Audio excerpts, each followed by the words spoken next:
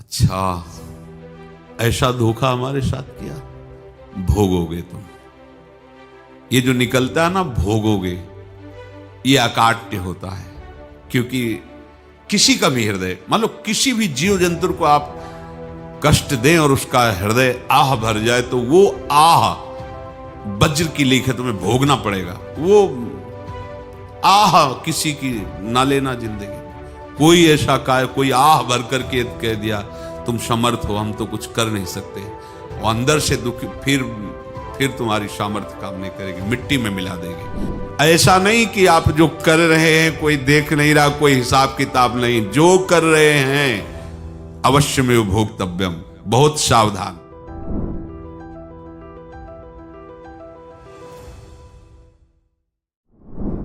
जीव स्वयं नित्य निरंतर कर्मों के जाल को रच रहा है और अपने आप को बांध रहा है। आपको मुक्त होना है, बंधना नहीं है। जीव का जन्म कर्मों के अनुबंध से होता है, कर्मों के बंधन से होता है, और उसको अपना ऋण चुकाना होता है।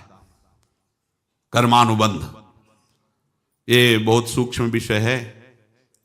जैसे आप जिस परिवार में जन्म लिए हैं, तो उस परिवार के लोगों से आपका ऋण है, इसलिए उसी परिवार में आप आए हैं। और ऋणानुबंध, उसको बिना चुकाए या बिना वसूल किए आप वहां से जाएंगे नहीं। आपको लेना है तो वसूल करना है, और देना है तो चुकाना है।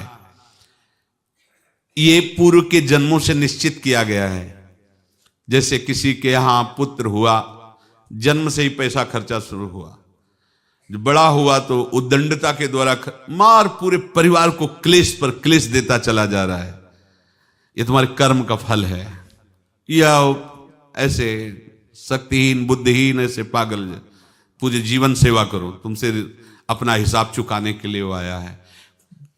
अब परिवार के जो सदस्य जुड़े आके, मतलब पत्नी आते ही पूरी हृदय में आनंद, परिवार में आनंद, और जीवन भर वो आनंद ही सुख देने के लिए उसका जन्म हुआ। वो अपना ऋणानुबंध मुक्त, और आते ही भयंकर क्लेश खड़ा कर दिया, बीच में दीवार और झगड़ा वैसा, फिर अतरे दिन मारपीट शुरू, कलह अशांति, पूरा जीवन नरक हिसाब करने आए।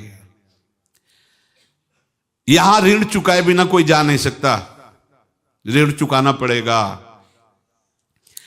किसी का ऋण वसूल करना है तो किसी को ऋण चुकाना है, दोनों काम करने होते हैं। अनेक जन्मों में अनेक लोगों के साथ हमने जो बर्ताव किए हैं, अच्छे या बुरे, वो होंगे। अब किसी आदमी को हम जानते नहीं, अचानक मिला, अचानक टक्कर लगा और मार पीट गाली गुप्ता सब कर दिया, चुपचाप सह लो। क्यों? ये आपका हिसाब है, पूर्व का हिसाब। हमारा उससे कोई द्वेष नहीं, कोई संकल्प नहीं। अचानक घटना घटी और हमसे द्वेष करने लगा, हमें पीटने लगा, हमें गालियां दे, ये हिसाब है, चुपचाप सह जाओ। अपने घर का भाई ही भारी दुश्मन बन गया और क्लेश दे, हिसाब है। एक प्रभुदत्त ब्रह्मचारी जी की वाणी में पढ़ा था, एक महात्मा जी भ्रमण करते थे, तो उस समय असरफियां चलती थी, मोहरे असरफियां, तो उनको भेंट में देते लोग। तो या तो ठाकुर सेवा में लगे तत्काल, या संत सेवा में तत्काल लगे, उसका संग्रह करके डोलना ये ठीक नहीं है। बैरागी के लिए सिद्धांत में ये ठीक नहीं है। तो जब 2, 4, 6, 8 ऐसे मोहरे हुई, तो उन्होंने विचार किया कि और भ्रमण करके जब काफी मोहरे हो जाएंगी तो प्रयागराज में जब कुंभ पड़ता है, एक बार पूरे सब अखाड़े के संतों को, अलग अलग संप्रदाय सब संतों को बुलाएंगे और सबको पवाएंगे। अब साधु है तो यही विचार करेगा, और क्या विचार करेगा। तो उन्होंने ऐसे डंडा बनवाया, बेंत, जो ऊपर से चूड़ीदार और भीतर पोला, और मोहरे उसमें डालते गए। और भ्रमण, जहां जहां श्रद्धालु भगत थे सबके यहां जाना, और इच्छा रखना कि एक मोहर तो दे दे दक्षिणा में। कामना कोई भी हो वो बांधती ही है, ध्यान रखना। इसीलिए प्रभु जो चाहे वो करे, अपनी चाह नहीं रखनी चाहिए, अपनी चाह प्रभु की चाह में मिला देनी चाहिए। धीरे धीरे वो छड़ी भर गई। भ्रमण करने वाले महात्मा चूड़ी लगाई, इंतजार करते रहे। जब प्रयाग का कुंभ पड़ा तो चले। तो रास्ते में एक गांव में पूछा जाता है, जैसे कहीं रुको कि कोई श्रद्धालु ऐसा है जो संत सेवी है। तो कुछ लोगों ने बताया, हाँ एक परिवार है बहुत संत सेवी है और आपको मिलाते हैं उनसे। आइए महाराज, घर में रुका। खूब अच्छा हलवा पूड़ी पवाया और जो घर के मालिक थे चरण दबाए। चरण दबाते दबाते उनकी दृष्टि पड़ी उस डंडे पे। इतना मोटा और ऊपर से कुछ चूड़ी सी भी नजर आ रही, इस डंडे में तो कोई रहस्य है ही है। अब महात्मा जी को खवा पिला के सुला दिया। महात्मा जी जब सो गए तो पत्नी से धीरे से कहा, वो डंडा लाओ बाबा जी का। डंडा, वो चूड़ीदार जो ही खोला पलटाया तो सैकड़ों मोहरे। ऐसे संत रोज पधारे भगवान, तुम आनंद हो जाए फिर क्या।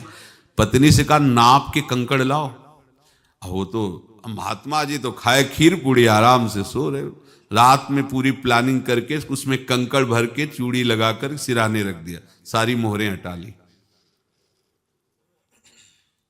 महात्मा जी आराम से छड़ी उठाए तो वजन पक्का। वैसे बड़े लोग चतुर होते हैं, पर ये नहीं जानते कि कर्म कितना भयानक होता है। और उनकी कोई संतान नहीं थी, पर धन में इतना प्रेम उनको था। बहुत सावधान। साधु महात्माओं के पास जो अर्थ है, गृहस्थी अगर आता वहीं से है, पर अगर उसको जोर जबरदस्ती या किसी छल कपट से, तो वो उसका विनाश ही करता है। आज तक का प्रमाण है। अब उनको ये भाव पता नहीं होगा, या पता होगा तो लोभ के कारण वो उसको मान नहीं पाए होंगे। महात्मा जी गए प्रयाग में, किसी अखाड़े पर रुके और वहां प्रार्थना की कि कल जो है संपूर्ण अखाड़ों का निमंत्रण किया जाए और सब संतों को भोग पवाया जाए और उनको दक्षिणा भी दी जाए। महंत ने सोचा कि बहुत बड़ा है तो उत्सव है, क्योंकि प्रयाग में कितने हजारों संत महात्मा सब। तो उनका महाराज बोरों इसमें चीनी और टीनों घी लगेगा, सब व्यवस्था। बोले आप मंगाइए, एक एक हिसाब हम करेंगे, हमारे पास सब व्यवस्था है। बोले कुछ तो पहले दे दो, वो इकट्ठे देंगे हम। उनको था कि अगर हम छड़ी खोला और दो चार मोहरे दी, किसी को पता लग गया तो गड़बड़ हो सकती। बोले हम भंडारे के समय आखिरी में सब कुछ आपको दे देंगे।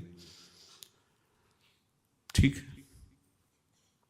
वो अपने पास से पैसे लगाकर खूब जितना सामग्री सब लाए, लाखों की, और सब संतों को निमंत्रण कर दिया।